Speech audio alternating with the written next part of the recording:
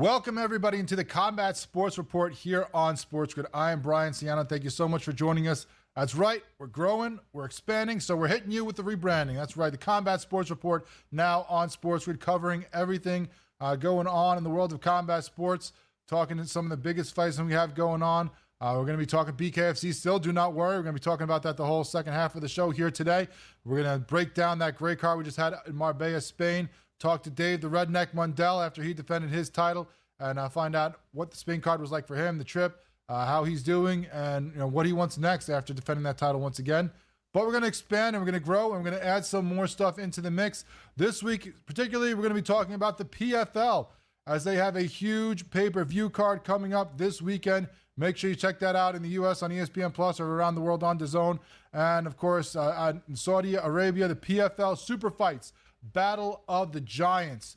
It is going to be an awesome card. It is stacked. We're going to talk about the return of an absolute badass. We're going to continue to talk about some of these other fights that have some great fighters as well. We're going to break it down in just a minute. And then later on in the show, we're going to catch up with Ian Parker, PFL's betting analyst. Of course, you see him all over the place breaking down MMA.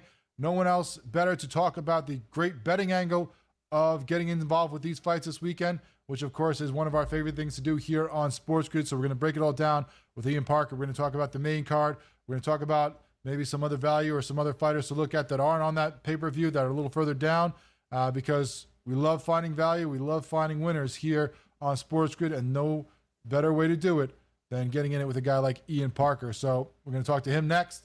Then, as I said, after that, later on the show, we'll break down what we saw down out in Marbella, Spain, with the BKFC, their first ever card there. And we'll talk to Dave Mundell. But first, let's break down this card ourselves and talk about what we're going to see this weekend. Get involved. Go buy this pay-per-view. It is going to be awesome. It's going to be some great fights out in Saudi Arabia. Of course, 4 o'clock Eastern time. That'll be 1 o'clock Pacific time in the afternoon on Saturday. Make sure you check it out. I'm going to be locked in on this pay-per-view. Going to find a way. Got to send the family. I think they're going to the zoo. Boo the zoo. They can go without me. I'm going to sit home and watch this card. It's going to be stacked, and it starts at the top with a heavyweight title fight between the Predator, Francis Ngannou, and Renan Ferreira. The first fight for, of course, Ngannou in years in MMA. But we're waiting for his return. He's been flirting with boxing. Had that fight against Tyson Fury, where he got the decision loss, then got knocked out in the second round against Joshua. People were wondering what's going to be next. Is he going to continue with that? Is he going to come back to MMA? Finally does do that. Of course, coming to it with a heavy heart. Unfortunately, went through a terrible loss of his son earlier this year. After that Joshua fight, he talked about that, talked about how, he thought about quitting fighting, about when you get something like that happens to you in your personal life. He just questioned everything and thought about not fighting anymore, but now he's using it as motivation, as inspiration, and he's getting back into the cage here, fighting against Ferreira, the PFL heavyweight champ, the 34-year-old, 6'8" height.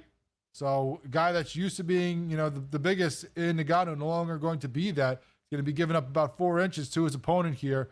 He has beat Gold Star for the title, defended against Bader in the PFL versus Bellator fight card. We saw recently after those two companies merged. He lost 3 in a row before that. That were then changed 2 of them to a no contest because of his opponents testing positive for things that were banned.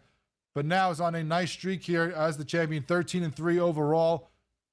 A Brazilian with heavy hands. This is a big guy that can throw those fists against another big guy that can knockout power in Ngannou, of course, the former UFC heavyweight champ.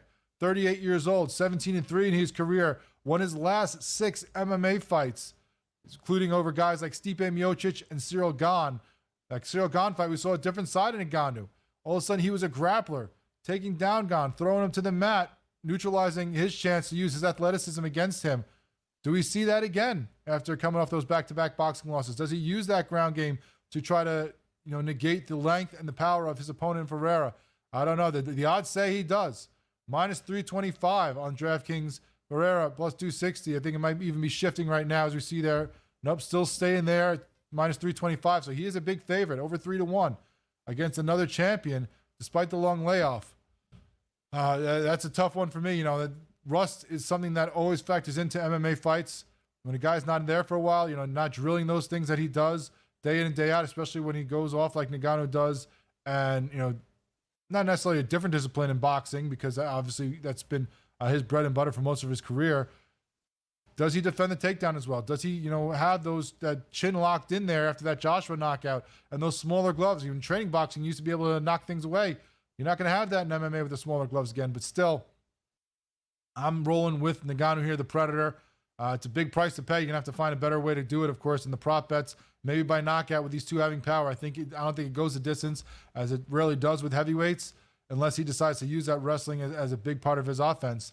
But Ferreira's had problems against upper-level opponents in his career at times, including that loss that was, changed. Well, one that became a no contest, of course, against Fabricio Verdum. So I'm going to roll with Ngannou, thinking that the upper level that he is just a little bit better against Ferreira, and that he gets the victory here. You also have a legend in Chris Cyborg fighting against Larissa Pacheco. Of course, Pacheco, the 30-year-old. It's amazing to think she's 30 when she's had 23-4. She's been around fighting for 12 years as a pro.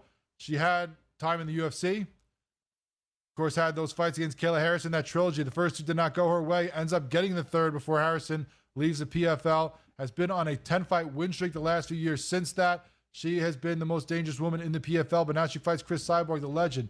Has fought everywhere. Has fought the UFC. Has fought Bellator. Has fought in the PFL. She, is on a 7-fight win streak in MMA. Has fought 4 boxing fights as well, where she has won all of them, 27-2, the 39-year-old. Pacheco is badass. When you look at that streak, you say, how can you not, pick her? But I think the odds have it wrong here. When you're going to give me value with someone of Chris Cyborg's pedigree, where she has beat almost everyone put in front of her that is not Amanda Nunes, that's her only MMA loss, is the Lioness. Pacheco's tough. She's been awesome. She has been dominating. She has not fought the likes of Chris Cyborg since she's fought, someone like Kayla Harrison, who, isn't even on the level of Cyborg yet. You got to get Cyborg, especially plus money. And these two are stand-up fighters. These two are brawlers. These two want to inflict as much damage on their opponent. I don't see it going the distance. So you maybe look for, something in the range of over-under, going under the under, depending on where it is. If it's under, like a 2.5, or if it's that doesn't go the distance, I think those are good bets. But if you're getting plus money against Cyborg, maybe just ride it out with that, because she is, of course, a legendary badass, one of the best women to have ever fought MMA, and continues to show that even at 39. You also have a rematch with the Bellator middleweight champion Johnny Eblen, pressure, fighting against the assassin Fabian Edwards. This is a rematch. These guys have fought before for Eblen's title. Didn't go in the favor of Edwards. There's a lot of, feeling out, calf kicks, and just kind of, showing, of course, a lot of respect for each other, not wanting to let the other guy do what he wanted to do. And eventually, even though Edwards did a great job with the takedowns in round 1 and 2 that Eblen tried to throw on him, eventually he gets caught. A big right hand drops him. Then Eblen just pounces on him and finishes him off in the 3rd round. He is a heavy favorite once again. Edwards 13-3, the 31-year-old from England, going against Eblen, the 32-year-old, who is undefeated, 15-0, 10-0 in Bellator. Most of his wins by decision, both these guys. Of course, Eblen has a great wrestling background that he falls on a lot of times. Edwards did a good job to negate that, but we saw that's not the only way that he can fight. That's not the only way that Eblen can get his victories. Showed that power against Edwards. I think he gets the win again. Minus 625 early on. Now I think it's dropping to around minus 450 as we get ready for this fight. It might drop even more with people trying to take a shot on Edwards in the rematch. Of course, knowing the pedigree he comes from with his brother Leon Edwards, former the UFC champion. So he is a guy that people are going to think can rebound and learn from that loss and come back. I just don't see it yet. You're going to have to show me that that you can be better than Eblen. He was very cautious in that fight, and I think he has to be more aggressive, but I think that plays right into what Eblen wants him to do. And also another great fight on that. The mercenary, AJ McKee, against Big News Paul Hughes. Hughes, a tough Irish fighter, but he's stepping up in contests here against McKee. I like McKee in this fight. We're going to continue to talk about this fight and how to bet it, all these fights, when we talk to Ian Parker coming up here on the Combat Sports Report here on SportsGrid.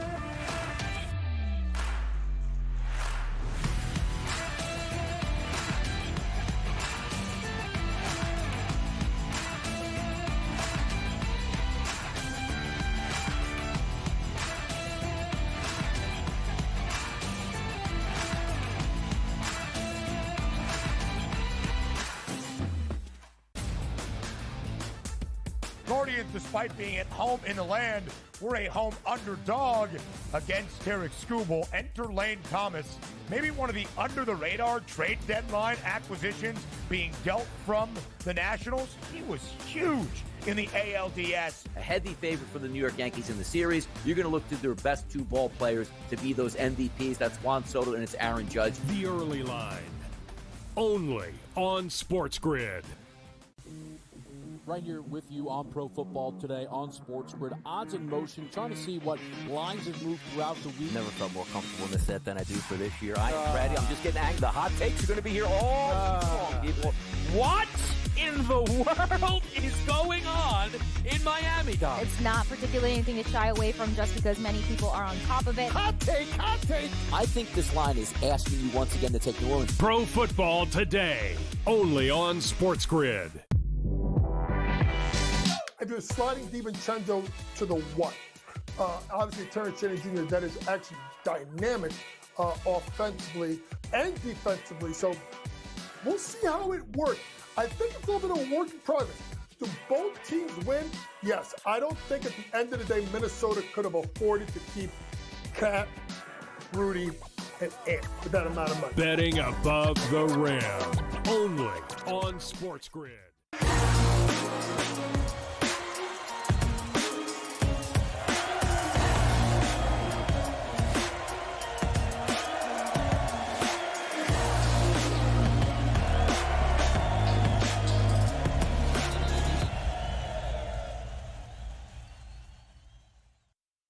Welcome back into the Combat Sports Report as we continue to look at this huge card out in Saudi Arabia this weekend for the PFL, the Battle of the Giants. And, of course, here on SportsGrid, there's no better way to look at anything that we love than, of course, gambling on it, betting, making that money. And, of course, Ian Parker, no one does it better than him. We bring him on the show right now. And, Ian, appreciate your time as you get ready for this card. I'm sure it's busy, breaking down the angles, seeing what's going on down there, and finding out the best ways to price this out and make some money off this and break it down. But let's go through fight by fight. These main card, talk about how these fights are going to break down in your eyes and, the ways that people can get involved with this.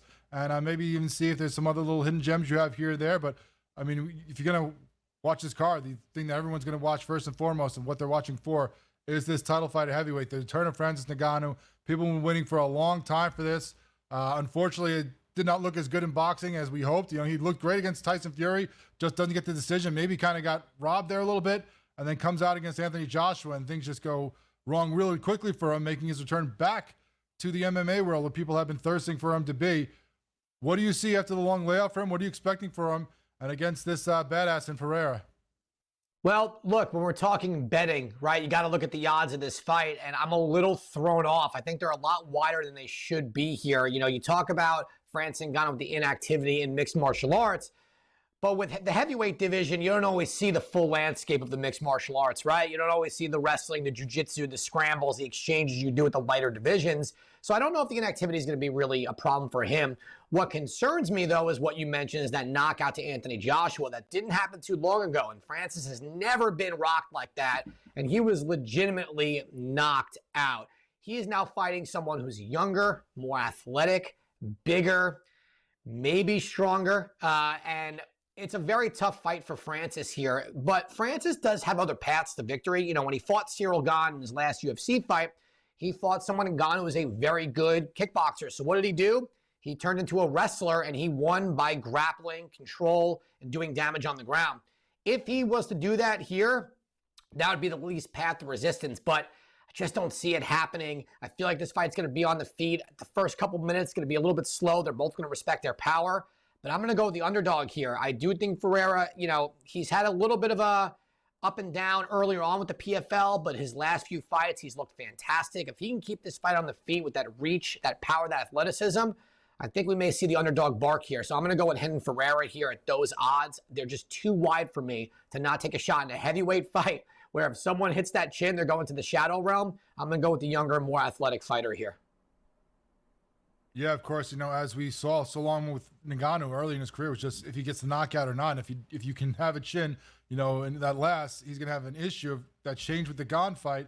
I wonder when I was looking at this fight myself, like if looking back at the Verdum fight that Ferreira lost, a while ago now for him, a couple of years, but still, can he employ that same strategy, but I just said the long layoff, the knockout to Joshua, we didn't know his chin, and also, don't forget he also suffered a terrible tragedy with the loss of his son in between there since we've seen him, and so who knows where his head is going to be at, unfortunately. He says that's inspiring him to come back, but we'll see. That's a tough thing for anybody to deal with and keep that focus in a fight like this.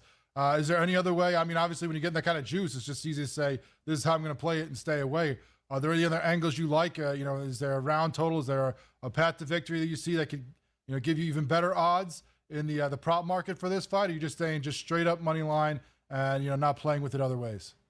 Oh, I think if Ferreira is going to win, it's going to win by knockout. It'd be very hard to imagine him going all 5 rounds, winning a decision from bell to bell. So I would, if the plus 260 doesn't wet your beak enough, take him by TKO or KO. The under over here, if it's an over under 1.5, that one I would probably hold off on, because sometimes when you see these type of strikers with power, there's a feeling out period. You may see some calf kicks to try and slow one of them down, which all of a sudden, before you know, we're in the second round. But if the 2.5 round marker becomes the over-under, I would play the under there. But there's enough, there's enough value on Ferreira by money line, by TKO. I don't even think we need to play the over-under here, especially because I think if Ngannou goes to the wrestling, this can go a little bit deeper than people expect. So we're hoping that this fight is the battle of the giants on the feet, not a battle of the giants on the mat, because that will get a little boring. But I'm expecting a knockout here.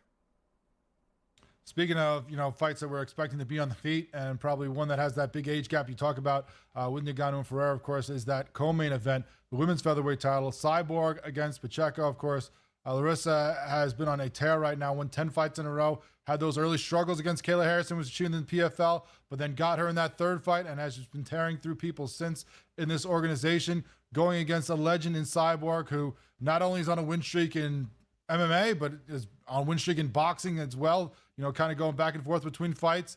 Do you think this one just stays on the feet? Are we looking for a knockout here as well? Or do we have to, because of the women, sometimes how tough these two are, expect it to maybe end up in the hands of the judges and just see who does more damage to get the victory? You know what? Depends which way you want to go here. I'm a little surprised the odds are where they're at, because I'm going to take Chris Cyborg with that underdog money. Pacheco has, after beating Kayla, she has looked good, but there have been fights where she's let up a little bit. Against Julia Budd, she did lose a round. She had to win that one by decision. Against Marina Maktakina, same thing. Neither one of those two women possessed the level of anything that Cyborg does. Where Pacheco has been strong is her physicality, her aggression, willing to take a punch to deliver that knockout one. Cyborg is a black belt in jiu-jitsu. Cyborg is a Muay Thai specialist. So if Pacheco doesn't move that head out of the way, she may get knocked out here. I think the odds should be flipped. I think we're getting the value in Cyborg here. I do not think the age is a factor for her whatsoever. She has not looked like she's slowed down a beat in any of her competition in combat sports. So I'm going with the legend in Cyborg here. I think she gets it done. Yeah, I agree with you. When I saw those odds, I was very surprised by them, of course. So it seemed like the book was baking in the age a little bit too much there. But, I mean, when you're as violent as Cyborg, you're not really taking the abuse that some of these people are taking at her age in this sport and how long she's been there. Obviously, she was fighting for 19 years, but she's been the one hurting, not the one getting hurt. So it's something that I think we don't have to worry about the chin too much or anything like that. I love that play. I love getting that value on someone who is a legend like she is. But we're going to take a quick break because we have more to talk about. It's not just about those fights. We have a great, other parts of that card loaded. We have another champion on this card as well. We have some great fights coming down the line that people are going to tune in for, one even before you get to the pay-per-view. So stick with us here on SportsGrid on the Combat Sports Report. We're going to continue to talk to Ian Parker and find the best ways to bet this awesome card out in Saudi Arabia this weekend here on SportsGrid.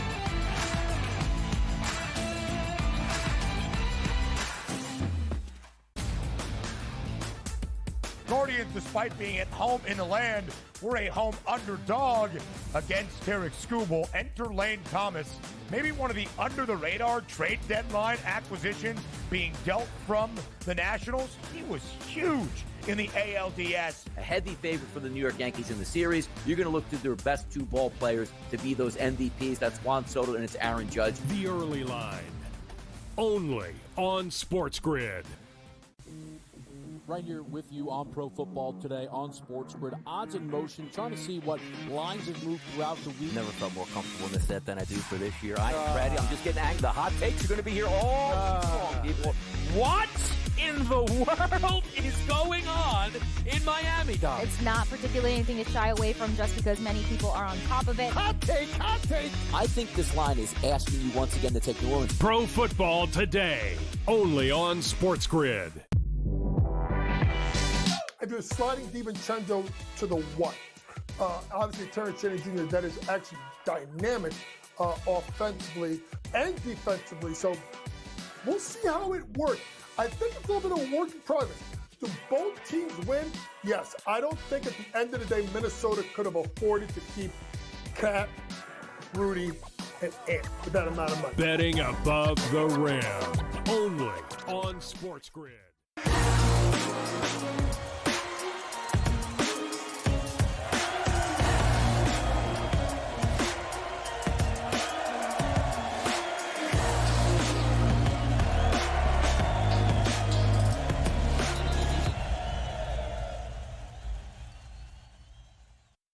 Welcome back into the Combat Sports Report here on SportsGrid. We continue to talk to Ian Parker about this great card out in Saudi Arabia, Battle of the Giants for the PFL. And of course, we talked about these top two fights, the main event, co-main event that everyone's excited about with some legendary fighters. But there are some other great fights on this as well that you got to pay attention to. Maybe some good areas to try to find different ways to bet it, especially with this next fight that we have coming up. Ian, you have Johnny Eblen versus Edwards. These guys fought already. This is a rematch. You know, you talked earlier about maybe getting calf kicks to try to feel each other out. I feel like that's pretty much most of what we saw in this first fight between these guys. Besides, of course, you had Eblen going for the takedowns. Edwards did a good job defending those. So then all of a sudden, the third round, you get what you didn't really expect, which is Eblen getting some good power, knocking Edwards down, getting the finish. Do you see the rematch going any different? Do you see Edwards being any more aggressive? And what are some of the ways you're looking at this fight to make some money? Because there's a big gap here, minus 625 for Eblen, plus 455. So if you like Eblen, you obviously got to get into the weeds a little bit and find some props you like to make money. Yeah, you know, if you want to throw him in a parlay to get a little bit of better number, you can. I think he gets it done inside the distance here. I think we can look at a finish of a TKO, KO situation. I think the fight may go a little different where Eblen will do a better job disguising his wrestling and be able to use that striking to set it up as opposed to just one way or the other here. You know, Fabian Edwards, he's a good fighter. I don't think he's a great fighter. I think he's a good fighter. The guys that he's fought since he fought Eblen, it's been quite a bit of a drop down that level of competition. So it's hard to really gauge where he is now compared to then. And with Eblen fighting Impa Kasaganai, having him fight through adversity, and then getting that win. So for me, if you're going to take Eblen here, either inside the distance or TKO or KO, I do think it's not going to go all 5 rounds. I think we've seen Eblen does possess that power. He just has to set it up better. And if he does it that way, then his wrestling becomes more dominant. So Eblen inside the distance is going to be the play for me. As you saw in the graphic we put up, the odds are dropping a little bit, so they may be getting some action on Edwards, hoping for the upset, but still pretty big. So I agree with you. You got to find a different way, and finding that knockout or finding those other props is definitely the way to play that one, unless you're going for a big parlay, because that's even going to take a lot to offset that price there. But also on this, we have the mercenary AJ McKee versus Paul Hughes. Big news, Paul Hughes. This is pretty close on the odds, not too bad on this one. How do you feel about this one? Paul Hughes, he's a tough guy. He's on a nice win streak here. But AJ McKee, to me, is a guy who's fought some of the best. And this might be a step up in competition for Paul Hughes. Is he ready for it? Or, is this juice a little bit too much that he's getting? This is crazy. When I heard this fight was coming out, I thought Antonio McKee Jr. was going to be minus 500. This is a guy, I think, regardless of organization, whether it's 155 or 145, he's a top, and I'm going to play it safe here, a top 10 guy. Easy in either division, doesn't matter what organization he's in. And this is not a knock on Hughes, right? Hughes was one of the top 2 prospects in the world this weight coming out of Cage Warriors. But man, you've watched the sport enough. There's such a difference between entering the PFL or Bellator or the UFC, starting off on the prelims and working your way up.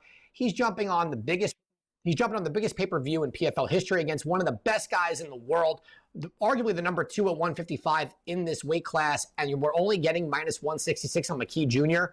My money's on him all day, every day, twice on Sunday in this fight. I think this is going to be a very good learning lesson for Hughes. As long as he doesn't get finished, it's a win-win because he's expected to lose here. But those odds, that's crazy to me. McKee Jr. should be at least a 3-1 favorite.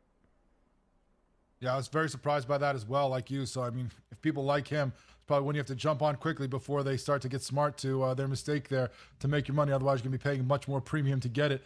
As we look at the rest of this card, some of these undercard fights, is there anybody that you have your eye on the undercard? Are there any underdogs that we haven't talked about that you think could be a good price for people to try to take a shot on? What else are you looking at throughout this card?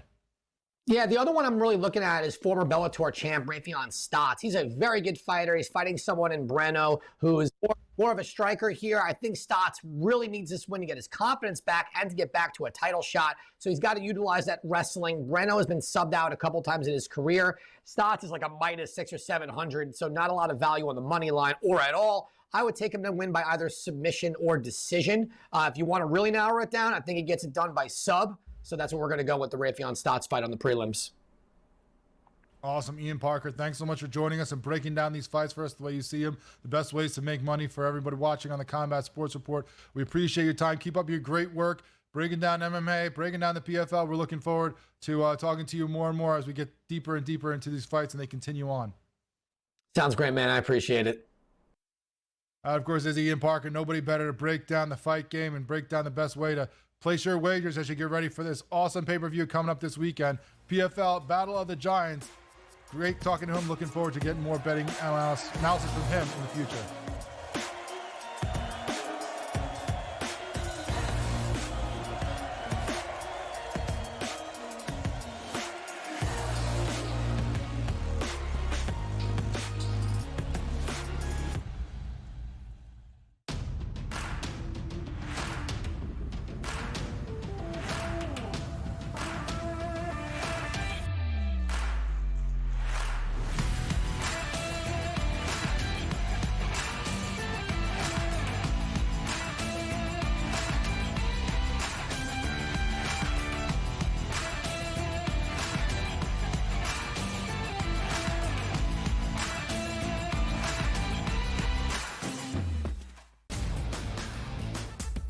Guardians, despite being at home in the land, were a home underdog against Tarek Skubal. Enter Lane Thomas, maybe one of the under-the-radar trade deadline acquisitions being dealt from the Nationals. He was huge in the ALDS. A heavy favorite for the New York Yankees in the series. You're going to look to their best 2 ball players to be those MVPs. That's Juan Soto and it's Aaron Judge. The Early Line, only on SportsGrid. Right here with you on Pro Football Today on SportsGrid. Odds in motion, trying to see what lines have moved throughout the week. Never felt more comfortable in this set than I do for this year. I am ready. I'm just getting angry. The hot takes are going to be here all long, people. What in the world is going on in Miami, Dom? It's not particularly anything to shy away from just because many people are on top of it. Hot take, hot take. I think this line is asking you once again to take New Orleans. Pro Football Today, only on SportsGrid. If you're sliding DiVincenzo to the what? Obviously, Terrence Ciano Jr., that is actually dynamic offensively and defensively. So we'll see how it works. I think it's a little bit of a work in progress. Do both teams win? Yes. I don't think at the end of the day, Minnesota could have afforded to keep Cat, Rudy, and Ant with that amount of money. Betting above the rim, only on SportsGrid.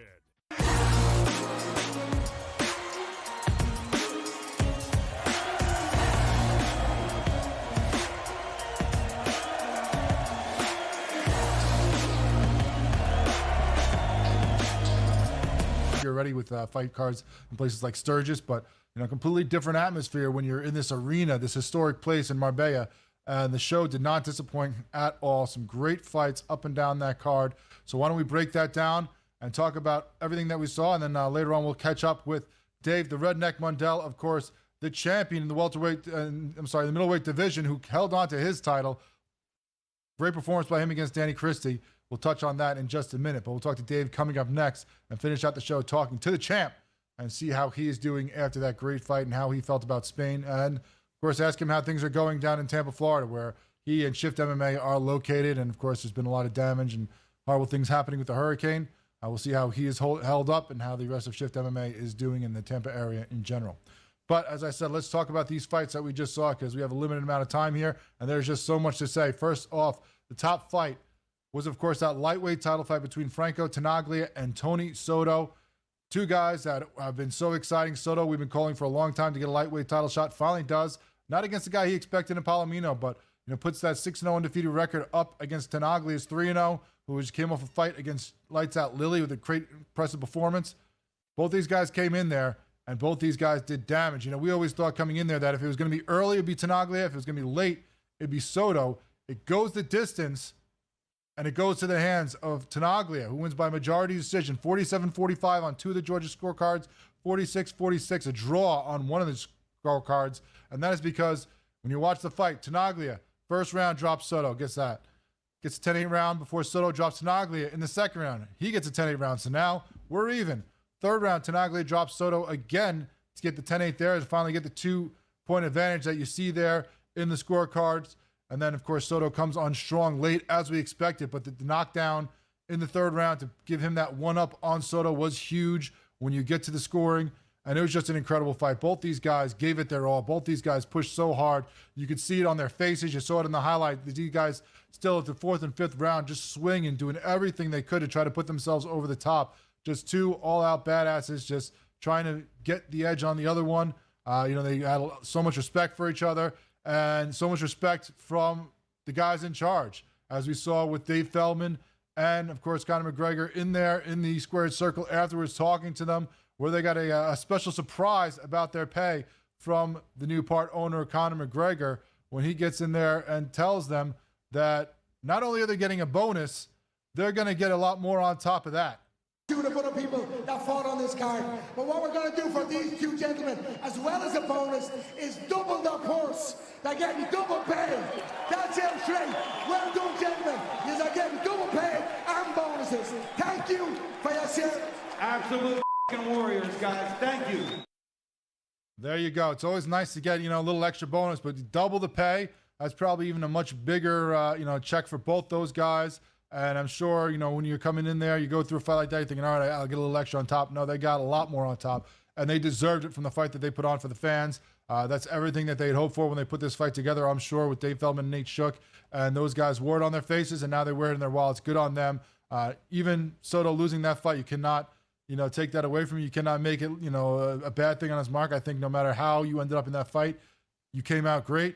Of course, Tenaglia comes out a little better now that he is the champion for the BKFC lightweight division. We'll see what happens next now with that division. Does he now fight Palomino, who was the champ and never officially lost it, was stripped of it? I don't know. That would be an interesting fight. A lot of power there versus a lot of speed in Palomino, although Palomino would be a lot older. So we'll see how that one goes. But that was an awesome fight. Everything you could have hoped for when they put it together. Great performance in defending his title goes to Austin Trout, the welterweight king, who defended his title against Rico Franco. Franco was 3-0 coming in here with his big win, of course, off Caleb Harris in Newcastle last June. Trout took that belt from Palomino, made him not double champ, but single champ, before he then eventually lost the lightweight title. Took that welterweight crown from him in February. This was his first time defending it, and he looked great. Unanimous decision, 50-43. Knocked down Franco in the first and fourth rounds. Just showed the kind of, acumen and skill that he has. You see the head movement there, the great defensive movement. I mean, he was always a great defensive fighter in boxing, but it's always different when you take those gloves off. Can you, now not deflect those punches, but just get out of the way completely? He showed he could. He dominated for 5 rounds. As tough as Franco was, he just was showing that he is not on the level of this all-time boxer in, of course, Austin, no doubt, Trout, who continues to hold that title and gave him passionate speech afterwards about how he wants to, represent the BKFC. He's talked before about how he wants to be on the Mount Rushmore of BKFC, and he's working his way towards that with these performances now as the title holder. And where does that division go now? There's a number of guys with their hands out looking for a title shot, I'm sure. A guy like Trinidad Snake, who's atop those rankings.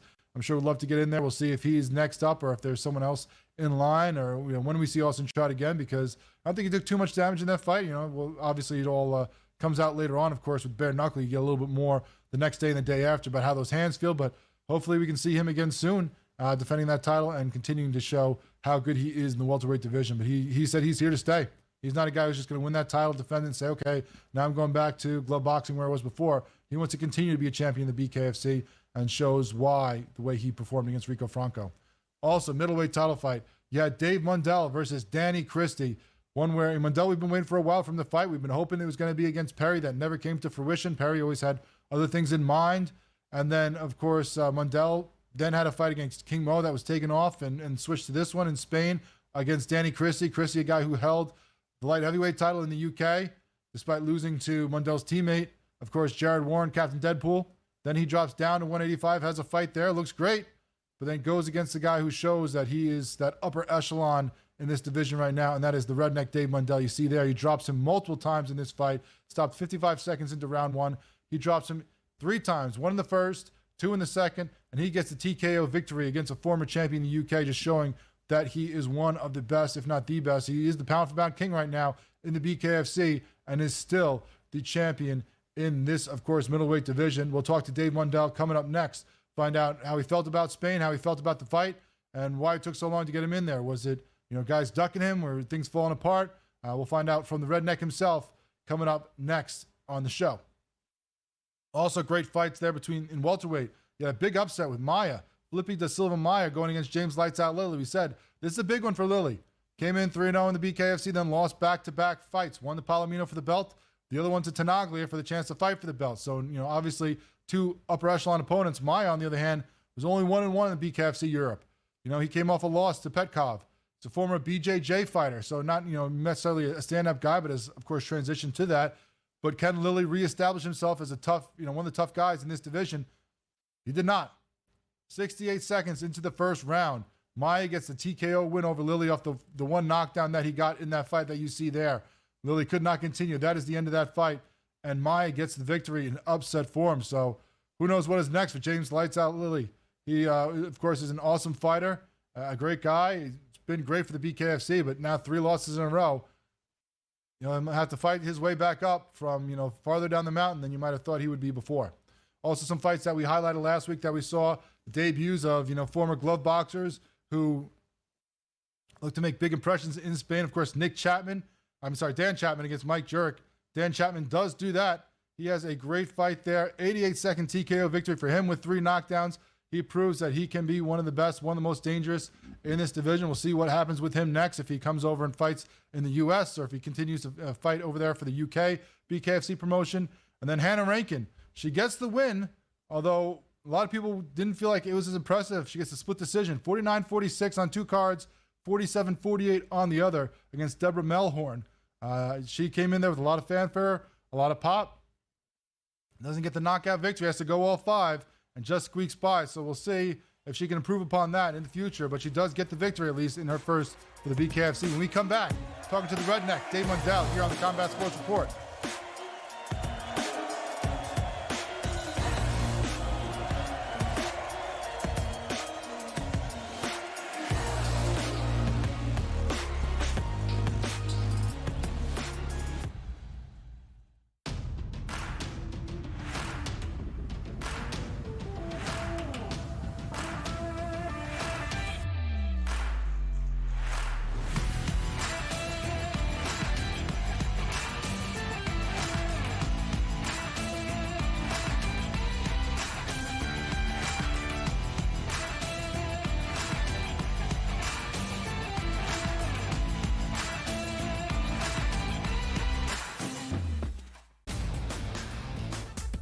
Guardians, despite being at home in the land, were a home underdog against Tarek Skubal. Enter Lane Thomas, maybe one of the under-the-radar trade deadline acquisitions being dealt from the Nationals. He was huge in the ALDS. A heavy favorite for the New York Yankees in the series. You're going to look to their best 2 ball players to be those MVPs. That's Juan Soto and it's Aaron Judge. The Early Line, only on SportsGrid. right here with you on Pro Football Today on SportsGrid. Odds in motion, trying to see what lines have moved throughout the week. Never felt more comfortable in this set than I do for this year. I am ready. I'm just getting angry. The hot takes are going to be here all long, people. What in the world is going on in Miami, Dom? It's not particularly anything to shy away from just because many people are on top of it. Hot take, hot take. I think this line is asking you once again to take New Orleans. Pro Football Today, only on SportsGrid. If you're sliding DiVincenzo to the what? Obviously, Terrence Ciano Jr., that is actually dynamic offensively and defensively. So we'll see how it works. I think it's a little bit of a work in progress. Do both teams win? Yes. I don't think at the end of the day, Minnesota could have afforded to keep Cat, Rudy, and Ant with that amount of money. Betting above the rim, only on SportsGrid.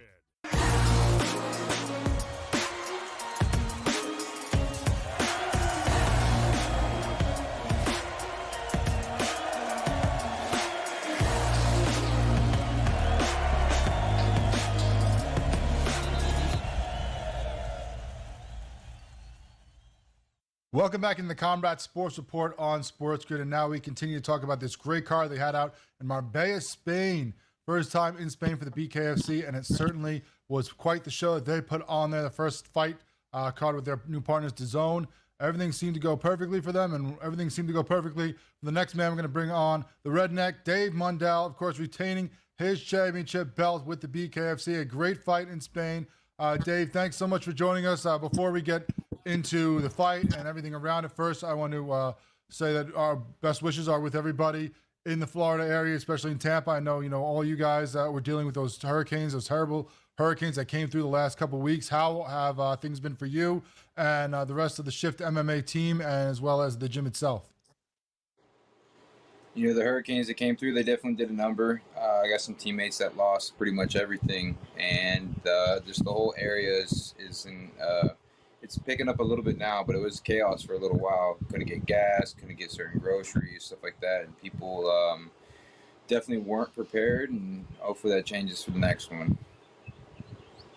Hopefully we don't have more like we have had, but I know recently, especially that Tampa Big Bend area has gotten hit pretty hard these last couple of years, which you guys aren't used to. It's not usually Miami, South Florida getting nailed with these things. It's not usually making the turns that they do, but hopefully, we can help all those who need it and rebuild and be better for next time. I know Jared Warren, your teammate was one of those guys, I think, who had a lot of issues from the hurricane. I saw different GoFundMes for him and Crystal Pittman, and hopefully we can help all recover. Know that Dave Feldman is trying to do part in that as well. I saw him starting the GoFundMe where that he'll match up to $20,000. I don't know where that stands now, but hopefully we can get some of that aid to a lot of the fighters and people down there and help out as much as we can, the BKFC family as well as the Florida area, at large. So our best wishes are with everybody, and hopefully we can start to repair things. But you, of course, had a big weekend out there in Spain. It's been a while since we saw you, almost a year, because of course you'll be chasing one man down that doesn't seem to want to fight you, and we'll talk about that later on. But how has it been for you going through this, this long layoff that you've had? I know you're a guy who wants to get in there. You want to fight. You don't want to, have this time off.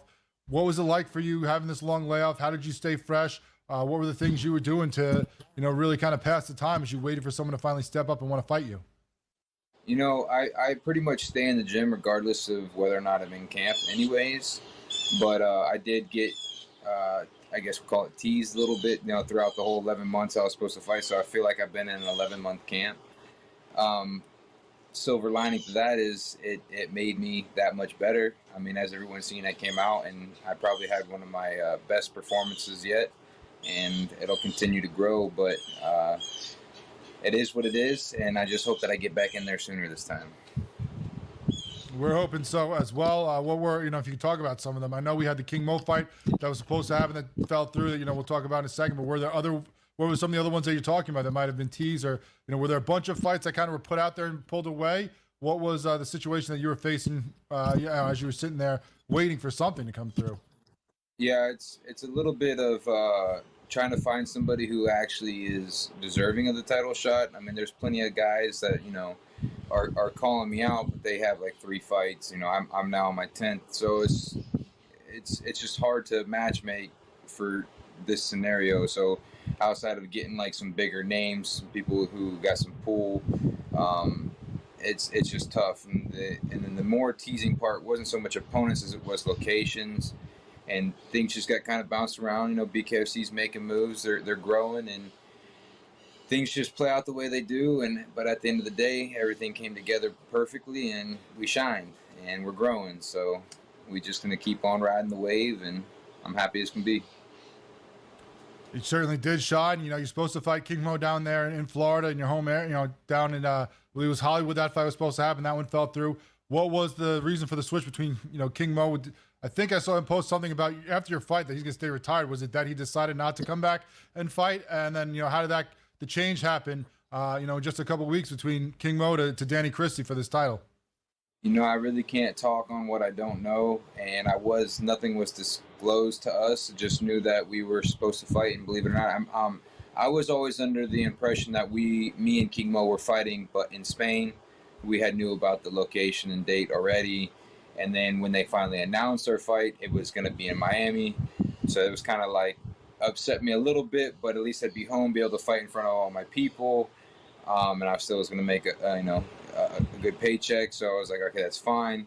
And then he pulled out, and then I was go right back to the emotions, like, who am I going to fight now? Then Christy popped up, and we're back in Spain, and like I said, everything happens for a reason. So at the end of the day, everything worked out, so I can't complain. And like I said, though, I just really need to get back in there as soon as possible this time.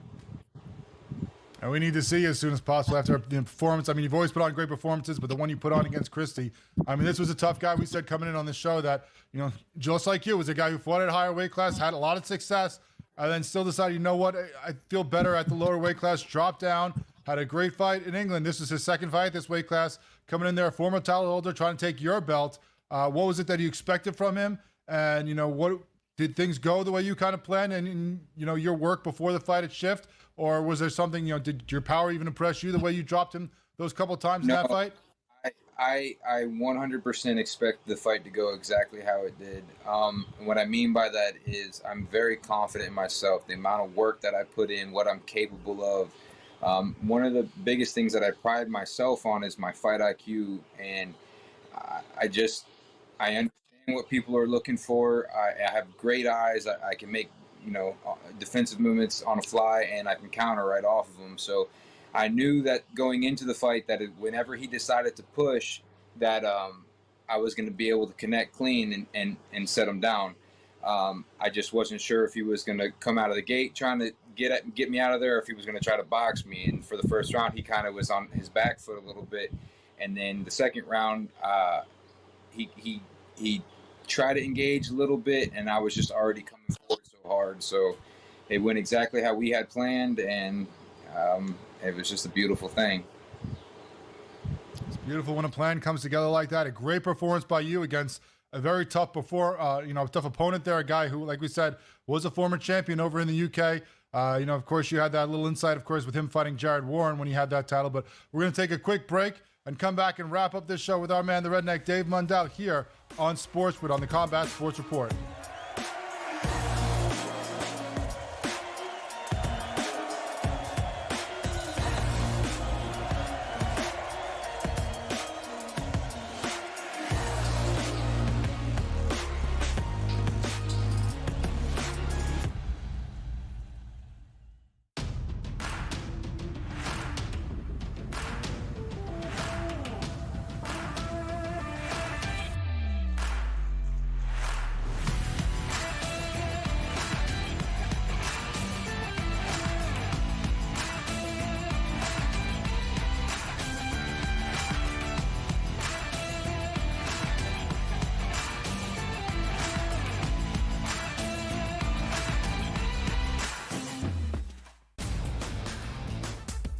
Guardians, despite being at home in the land, were a home underdog against Tarek Skubal. Enter Lane Thomas, maybe one of the under-the-radar trade deadline acquisitions being dealt from the Nationals. He was huge in the ALDS. A heavy favorite for the New York Yankees in the series. You're going to look to their best two ball players to be those MVPs. That's Juan Soto and it's Aaron Judge. The Early Line, only on SportsGrid. right here with you on Pro Football Today on SportsGrid. Odds in motion, trying to see what lines have moved throughout the week. Never felt more comfortable in this set than I do for this year. I am ready. I'm just getting angry. The hot takes are going to be here all long, people. What in the world is going on in Miami, Dom? It's not particularly anything to shy away from just because many people are on top of it. Hot take, hot take. I think this line is asking you once again to take New Orleans. Pro Football Today, only on SportsGrid. If you're sliding DiVincenzo to the what? Obviously, Terrence Ciano Jr., that is actually dynamic offensively and defensively. So we'll see how it works. I think it's a little bit of a work in progress. Do both teams win? Yes. I don't think at the end of the day, Minnesota could have afforded to keep Cat, Rudy, and Ant with that amount of money. Betting above the rim, only on SportsGrid.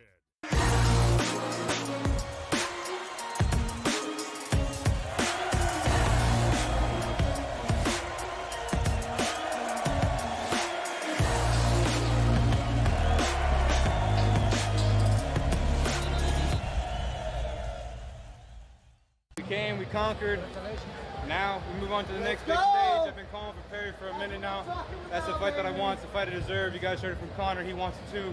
So I got some chances of making some but now. And they ain't gonna give me that bum that I want some big names from the UFC or something. What's up? That is Dave The Redneck Mundell right there after his win over Danny Christie to retain his title over in Marbella, Spain. And as we heard, you call out Mike Perry, who you've called out over and over again every time you've gotten in front of a mic over the last year. Mike Perry has been the name that you have put out there. Obviously, looking at the rankings, he makes the most sense as the number one contender in that division, a guy who likes to run his mouth, so he definitely thinks he's the best. He has that King of Violence belt, and you want to take that from him. We've been waiting for a while. You've been waiting for a while, probably even longer than us. What are the chances do you think that actually happens? Do you think Connor's desire for it now, with him being part of the ownership, can push that, or with their strained relationship, given what happened after his boxing match, do you think it's just not gonna, it's gonna cause even more problems with it? What are you seeing from behind the scenes here, trying to get this Perry fight that you've been looking for a long time? At the end of the day, it was always going to happen eventually. I feel like the promotion was just trying to build my name a little bit, but definitely with Connor, speaking on my behalf for it, me asking him personally, him telling me yes, he's gonna push for it, and somebody with the name that he has is gonna make that happen. And I can't wait. And going back to something, I don't care about that belt, King of Violence crap. I'm the world champ. I got the real belt. He needs to come see me for that. If he doesn't want to, because he was in the comments, said something about he wanted an 85, I'll smoke him there too. I don't care. It doesn't matter to me. But he can keep that little lame-ass belt. Well, hopefully that comes to fruition. I know we've been calling for it on SportsGrid for a long time. It seems like it's been made to happen. It just hasn't happened for whatever reason. Obviously, he has wherever he is in mind-wise, what he wants to fight, who he wants to fight. But there is no denying that you are the best in that division right now. So if he wants that title, he's got to come through you for it. Obviously, as we said, it's been a trouble getting that going, even though you've wanted it, even though you've called for it. And as you mentioned earlier in the interview, there's plenty of other guys who have opened their mouths saying they want your chance at your title, but maybe aren't ready for that. A guy like, I know Donald Sanchez, number 3 in the rankings, only has a couple of fights. He's been very vocal about wanting you. If you can't have the Perry fight, you mentioned former UFC guys or other big names. Is there anybody else you have in mind to try to make happen, or is it just you're completely focused on Perry, and until that happens or they come to you with something else, that's all you're focused on? It's not that I'm completely focused on him. He's just the only one that's in the organization that makes sense. Outside of him, I don't have any names. I don't really care. I'm down to fight whoever, whenever, whatever the promotion says they want, I'll give it to them. Somebody like Donald Sanchez, I think is an easy check for me, but it does nothing to build my name. But if the promotion wants me to go in there and start him real quick, send me the contract. I'll sign it right now. Outside of that, it's just something that I feel that I really deserve is all the hype behind Mike, and I just want to show people that he isn't it. He can't box. He's just tough, and that's it. But I'm tough. I'm experienced. I'm very skilled. My fight IQ is above anybody in this sport right now, and I'm just ready to shine. I mean, he's had some great wins, but of course, some of them, like Alvarez, have been guys lower weight classes or inexperienced in the BKFC. So, and definitely hasn't fought anybody on your level yet. Hopefully we can put that together to see who is the best in that division for sure. Speaking of Spain, obviously it was a great time in the ring, but how did you feel outside the ring? It looked like, the setup looked like it was awesome. Looked like the fans were enjoying it. Saw pictures of you kind of hanging out in Spain a couple of days before. It looked like you were enjoying it, meeting the people. Were you surprised at how recognized you were getting on the streets and the love you were getting before the fight? Yeah, Spain was amazing. Let's start off with just the food alone. Like, it was so clean. The first day eating the same exact thing I eat here at home, but eating it there, I dropped 3 pounds in one day, just cutting out all the preservatives and crap they have in our food. The people were beautiful. Everybody over there is fit. They all eat right, and they're all living their dream. The atmosphere, walking around, everyone seeing me, recognizing me, wanting pictures, my face plastered everywhere. I'm going into these really well-known gyms, and they're all excited that I came. All the mom and pop places that I went and visited just wanted to feed me all the most delicious food. I had to turn down some of it in the beginning, but towards the end I was able to mow down on it, and it was a great time. Great time. Yeah, I could eat paella for days, so I'm sure it was incredible over there. Dave Mundell, thank you so much for joining us. Congratulations on defending your title once again. Hopefully, as you said, we see you back in there again soon. It's been too long. The great performance you put on, we need to see repeated again soon. Thank you so much for joining us here on the Combat Sports Report. That was the Redneck, Dave Mundell, your champion in the BKFC. Once again, retaining that title with an incredible performance over Danny Christie. Just starching, as he said, a guy who used to hold the belt in the UK, making quick work of him. Great job by him. Thanks so much for joining us here on the Combat Sports Report. We'll see you again next week here on SportsGrid.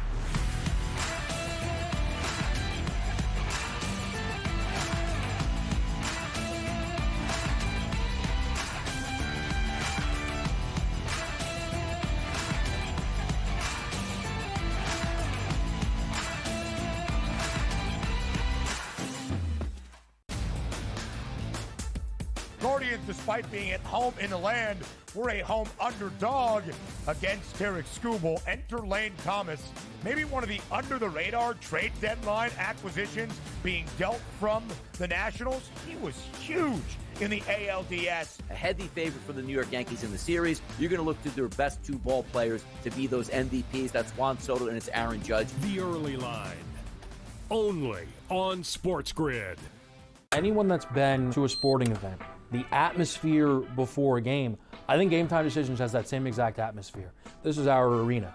This is what we do. There is going to be an energy to Game Time Decisions that you will feel night in and night out. The excitement you get when you lock your bets in, when you're figuring out what you want to do, we can zone in on the biggest games each night. I want this to be the place that people come to before the games start so they feel as ready as possible to lock in their cards. We are going to hit every single one of those markets that you need to know about. We're going to go through every single thing, and I've got a great team behind me that's going to help me get the job done. There is not going to be a better place, I promise you, than Game Time Decisions to get that new information, react to it, and be able to then bet accordingly. We will have everything at our disposal, and we will use that to our advantage.